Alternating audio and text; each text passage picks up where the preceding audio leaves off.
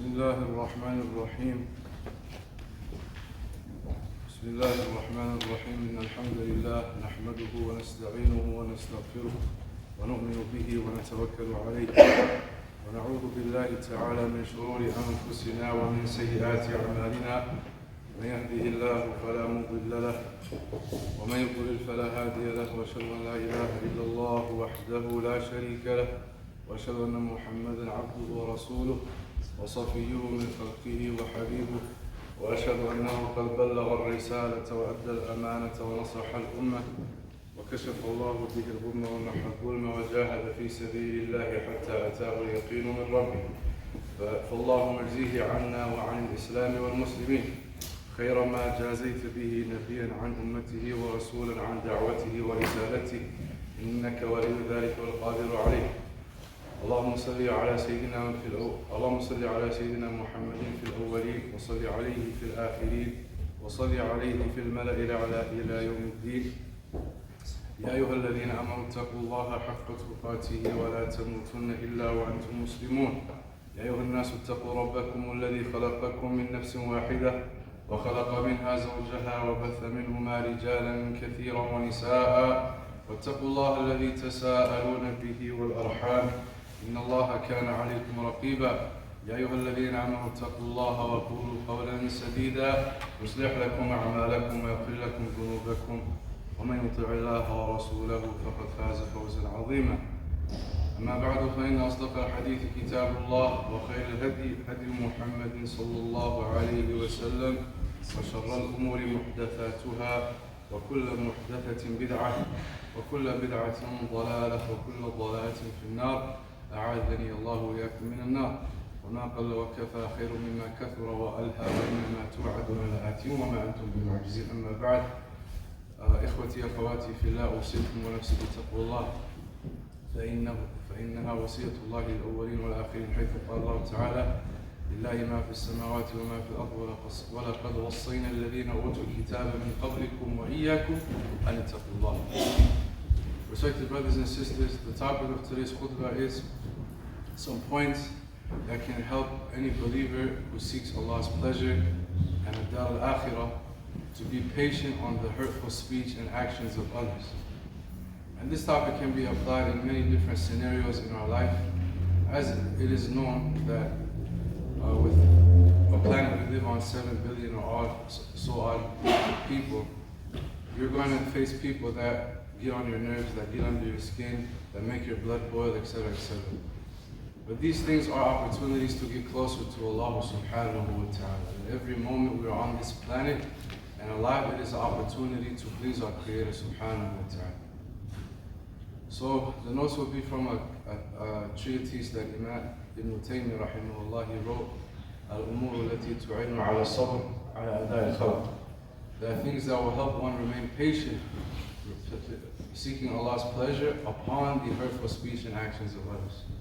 So besides this being the Imam's writings, it is based from our Kitab and Sunnah, from the Quran and the Sunnah, that Allah Azza wa Jalla, He praises those who pardon others.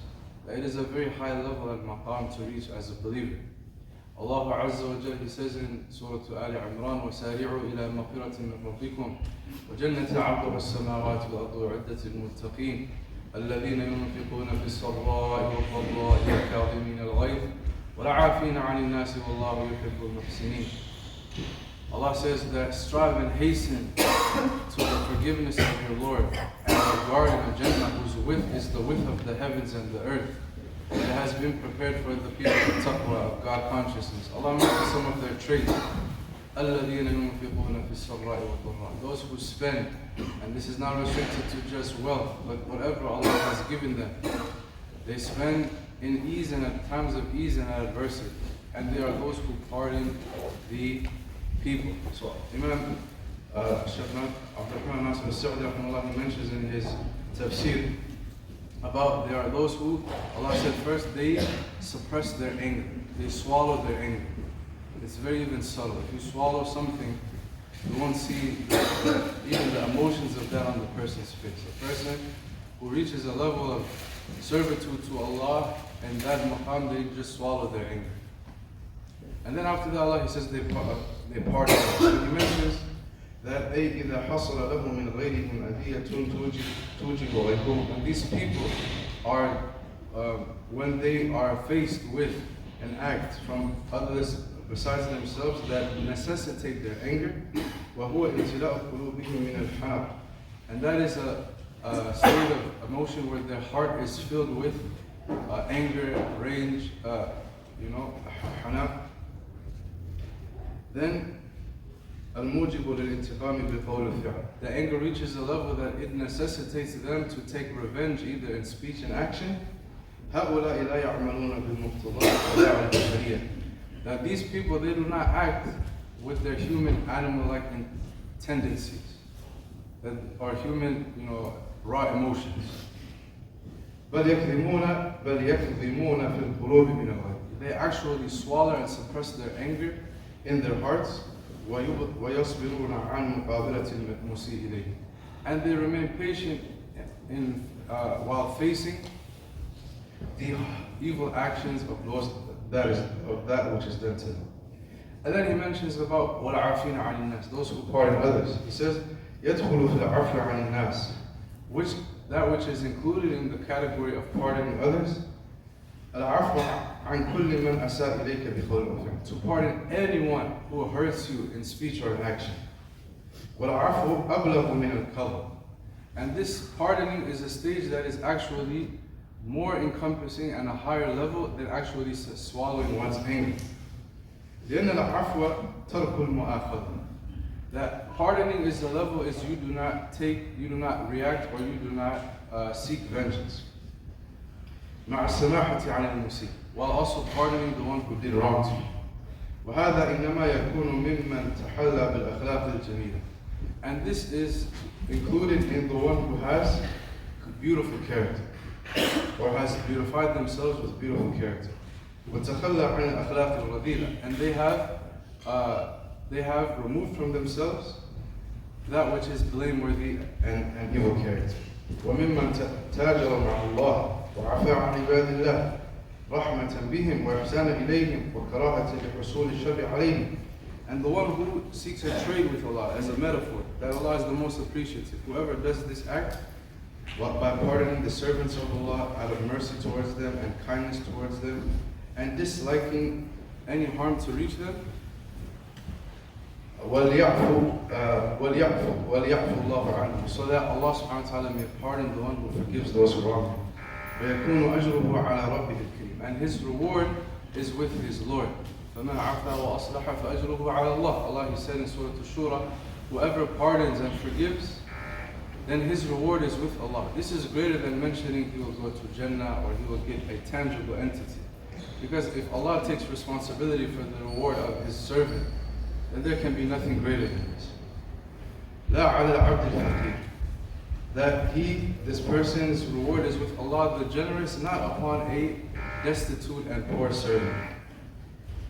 So anyhow, that's just an introduction to the subject from the Book of Allah, and there's so much that can be said. But inshallah, now we will look at what the Imam has written. There's about 20 different advices he gives, or benefits from pardoning others, and we'll try to cover a few of them inshallah, and I ask Allah Azza wa Jal to help me convey the message. And we make the intention to implement what is said. That knowledge is beneficial when the person acts upon it. But when the person gains knowledge and does not act upon it, it becomes a proof against him. So he says, وَيُعِنُ عَبْدَ عَلَى هَذَا الصَّبْرِ عِدَّةَ أَشْيَاء, that there are many things that can help a servant have patience on the harmful things that reach him. He says, number one, أحدها أن يشهد أن الله سبحانه وتعالى خالق أفعال العباد. Number one is to bear witness that Allah is the one who creates the actions of servants. And this is a whole entire bab and chapter in Aqidah. That, for example, that here I am, by Allah's tawfiq, giving the khutbah. So that Allah gives the servant ikhtiyar, to choose the action they do. But it is Allah who created the act of khutbah, or Allah is the one who created the act of reading Quran, or Allah is the one who has created the act of salah. Or similarly, a servant can choose to drink alcohol, or choose to do zina, or choose to murder. But it is Allah who created those actions, but it is the servant who chooses to do them. And Allah is the one who created the حركاتهم وسكناتهم, their movements and their being stationary, وإراداتهم, and their intentions and wills. فما شاء الله كان, what Allah wills will happen, وما لم يشأ لم يكن, but that which that He does not will never happen. فلا يتحرك في عالم العلو والسفل ذرة إلا بإذنه ومشيئته. Nothing moves in the higher realms or lower realms, be it in Adam's weight, except through Allah's will and permission. فالعباد آلة فانظر إلى الذي سلطهم عليك ولا تنظر إلى فعله بك تسترح من الهم. Then he mentions a very powerful point. He says that the servants are a tool. They are not a source of doing good or doing bad. They are a tool, a mechanism. So look at the one who has, for lack of a better translation, unleashed them on you. Allah subhanahu wa ta'ala at times, He will test us with the hurtful speech of others, not to say that their actions are legislated. Yes, it is sinful. But Allah subhanahu wa ta'ala does things for a hikmah, for us to turn to Him and have humility towards Him. So that's why one of the righteous, when he was asked about the harmful speech of someone, he mentioned that قيدتني إلى الله بالسلاسل, that their harmful speech that she had done to me, that it brought me to Allah in chains. It brought me to Allah subhanahu wa ta'ala with humility. So he says that do not look at their actions, but look at the one who has unleashed them upon you, and you will feel peace and comfort from stress and anguish.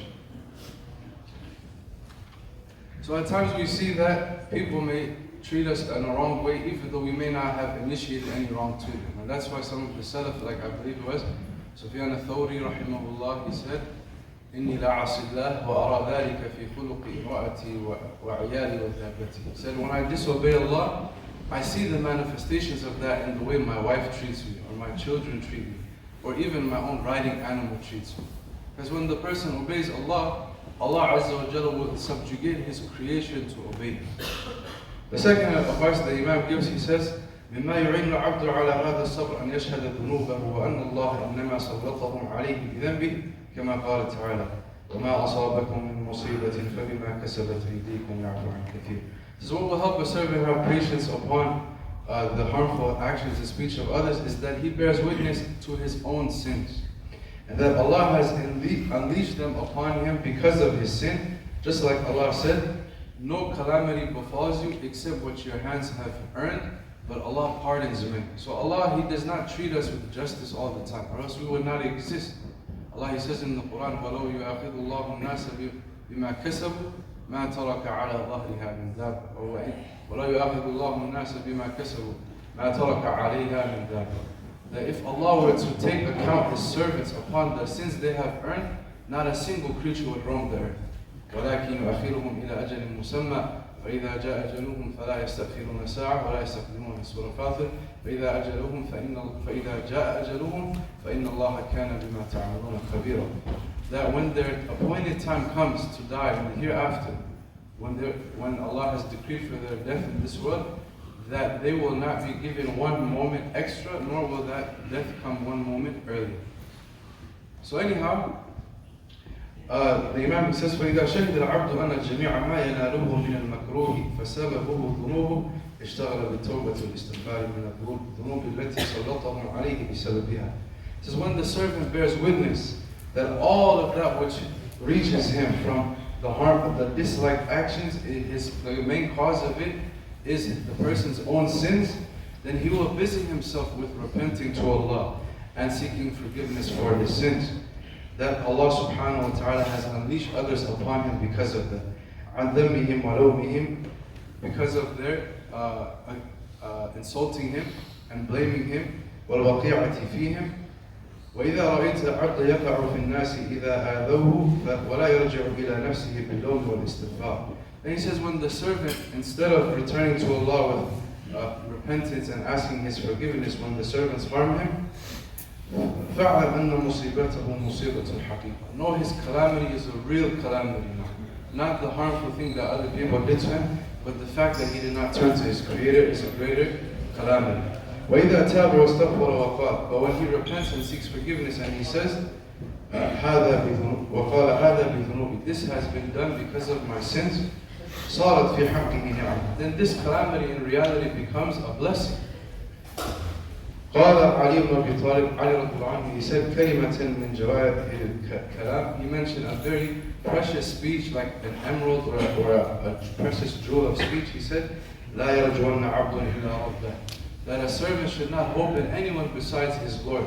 ولا يخافن إلا ذنبه, ولا يخافن عبد إلا ذنبه. And a slave does not fear anything more than he fears the evil outcome of his sin. وروي عنه عن غيره ما نزل بلاء إلا بدم ولا رفع إلا بتوبة. He also said in another statement that no calamity falls except because of someone's sin, and that calamity is not uplifted until the servant repents to Allah subhanahu wa ta'ala. أقول قولي هذا فاستغفر الله لي ولكم ولسائر المسلمين فاستغفروه لي.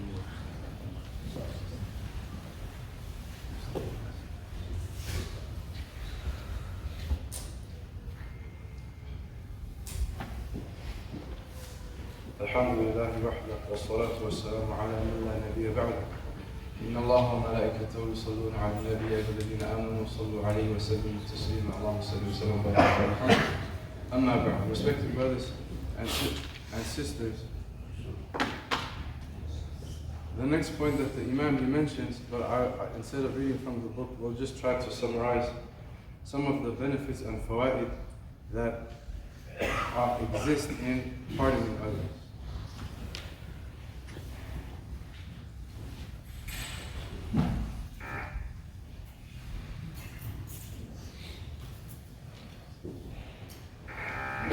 So,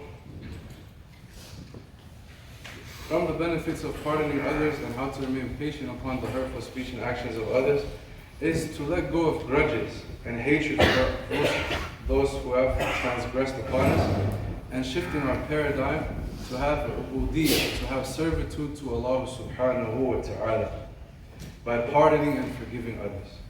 That's why, subhanAllah, Musa alayhi salam is mentioned. He asked Allah Azza wa Jal, أَيُّ عِبَادِكَ أَعَزُّ عَلَيْكَ, which of your servants are most honorable in your sight, O Allah? And then Allah Azza wa Jal replied to him, مَنْ إِذَا قَدَرَ غَفَرَ, the one who has the ability to take vengeance. He can take not just his haqq, but he has the ability to take his right back with his own hands, but in that state he forgives and he pardons others. Those are some of the most honorable servants in the sight of Allah. And another statement of Umar ibn Khattab radiallahu anhu, he said, أَعْقَلُ النَّاسِ أَعْذَرُهُمْ لَهُ, أَعْقَلُ النَّاسِ أَعْذَرُهُمْ لَهُ. The most intelligent of people are those who excuse and pardon and forgive others the most. And this was something I could not really cope with. About 2 years ago, it was the first time I read it. But after reading this treatise, I wish we had more time. And maybe one day there could be a halaqah or something to cover it, inshallah, outside of Jumu'ah. But when you understand the fawaid, the benefits of pardoning others, what it does for your own soul, your own peace, and the other person who's trying to incite you, he just wants you to, as they say, misery loves company. If the person is restless and they feel like they cannot compose their emotions, all they want to do is get you angry and make you feel restless. Some people take pleasure in seeing other people suffer. إن أصابتكم إن تمسسكم حسنة تسؤهم وإن تصبكم مصيبة يفرحوا بها. Allah mentioned the munafiqun that when they saw the Sahaba and the Prophet ﷺ, if they had a good fortune or something good happened to them, they would get sad. But when a calamity befall them, يفرحوا بها, they would get happy. Other benefits from pardoning others is that understanding the negative impact that vengeance and intiqam has on the soul and the heart. That this thing engulfs the heart and the light of Allah does not enter a filthy heart. And that's why Aisha radiallahu anha, she mentioned about the Prophet sallallahu alaihi wasallam that man taqama li nafsihi qat. The Prophet never took revenge for his own reputation or his own interest. But إِنَّمَا انْتَقَمَ إِذَا انْتُهِكَتْ حُرُمَاتُ اللَّهِ. He only took revenge when the limits of Allah were breached, sallallahu alayhi wa sallam. And then another thing is to think long term. What has the best long term impact? It may feel good in the moment to just let out your anger, let out your raw emotions, get your frustration out. But in the long term, that how will we meet Allah Azza wa Jal? Is this something that will please Allah, or is this something that will displease Allah Azza wa Jal?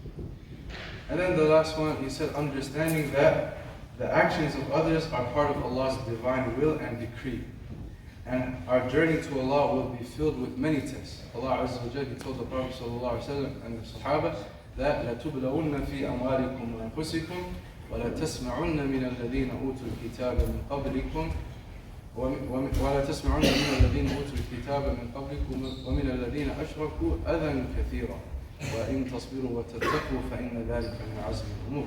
That he said, you will surely be tested and tried in your wealth and yourselves, and you will surely hear many hurtful speech from the people of the book and the polytheists.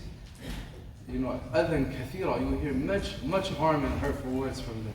Allah, He said, وإن تصبروا وتتقوا فإن ذلك من عزم الأمور. But if you have patience and you repent to Allah subhanahu wa ta'ala, then that is from the most essential of affairs. So in the end, inshallah, some of the ayats that Allah Azza wa Jal mentions about those whom He has prepared for in Jannah, وَمَا عِنْدَ اللَّهِ خَيْرٌ وَأَبْقَىٰ لِلَّذِينَ آمَنُوا وَعَلَىٰ رَبِّهِمْ يَتَوَكَّلُونَ. What Allah has prepared in the hereafter is more lasting and better for those who believe in Allah subhanahu wa ta'ala and have iman and they trust upon their Lord.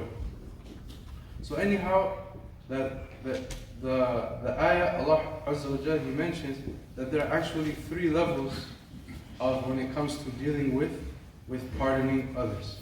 Allah, He says that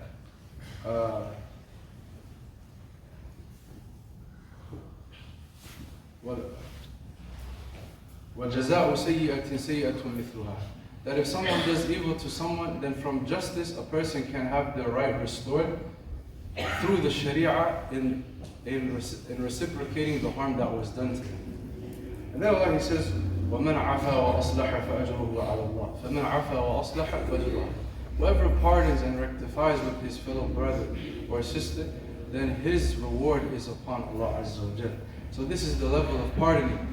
And then Allah, He mentioned the lowest level, وَاللَّهُ لَا يُحِبُّ الظَّالِمِينَ. And, إِنَّهُ لَا يُحِبُّ الظَّالِمِينَ. Allah does not like the wrongdoers. Some people, they go and they transgress the limit. Instead of getting revenge, as they say, I don't get mad, I get even. And they reciprocate more harm. This in itself is injustice. So anyhow, we ask Allah subhanahu wa ta'ala to make us amongst those who hear the best of speech and follow with the best of action. Allahumma ja'alna min alladhina yastami'una al-qawla fayattabi'una ahsana. Inna Allah inni la a'rifu aminu ma'i. اللهم يا من هو على كل شيء قدير وكل أمر إليه يسير وكل شيء إليه فقير ليس كمثله شيء وهو السميع البصير. اللهم صل وسلم وبارك على سيدنا محمد. ربنا آتنا في الدنيا حسنة وفي الآخرة حسنة وقنا عذاب النار. اللهم إنا نسألك من الخير كله عاجله وآجله ما علمنا منه ما لم نعلم ونعوذ بك من الشر كله عاجله وآجله ما علمنا منه ما لم نعلم ونسألك أن تجعل كل قضاء لنا خيرا وأن تجعل عاقبة أمورنا رشدا. اللهم انصر الإسلام وعز المسلمين. اللهم انصر الإسلام وعز المسلمين. اللهم انصر الإسلام وعز المسلمين. وأهلك الكافرين والمشركين الذين أعداؤك أعداء الدين. اللهم إنا نسألك الهدى والتقى والعفاف والغنى. اللهم إنا نسألك علما نافعا ورزقا طيبا وعملا متقبلا. اللهم إنا نعوذ بك من علم لا ينفع ومن قلب لا يخشع ومن نفس لا تشبع ومن دعاء لا يسمع ونعوذ بك من هؤلاء الأربع. اللهم إنا نعوذ بك من جهل البلاء ودرك الشقاء وسوء القضاء وشماتة الأعداء. اللهم إنا نسألك مفاتيح الخير وخواتمه وجوامعه وأوله وآخره وظاهره وباطنه. اللهم انصرنا ولا تنصر علينا وامكر لنا ولا تمكر علينا وامكر لنا ولا تمكر علينا واهدنا ويسر الهدى لنا وانصرنا على من بغى علينا. ربنا اجعلنا لك ذكارين لك شكارين لك رحابين لك مطيعين